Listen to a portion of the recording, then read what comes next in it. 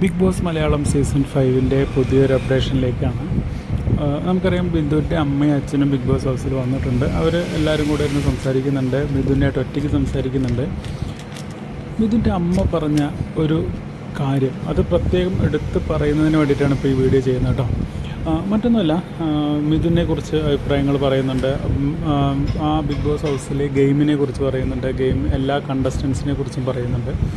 ആ കൂട്ടത്തിൽ പറഞ്ഞൊരു കാര്യം, എൻ്റെ മകൻ എന്ന നിലയിൽ, അതായത് അമ്മ പറഞ്ഞ ഡയലോഗാണ് കേട്ടോ, എൻ്റെ മകൻ എന്ന നിലയിൽ മിഥുനെ എനിക്ക് ഭയങ്കര ഇഷ്ടമാണ്.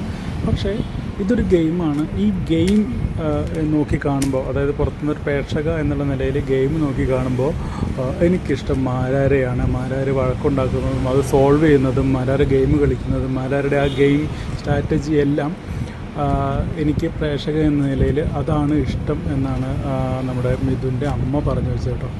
തികച്ചും ബിഗ് ബോസ് പ്രേക്ഷക എന്നുള്ള നിലയിലുള്ള അഭിപ്രായമായിട്ട് നമുക്കതിനെ കാണാം.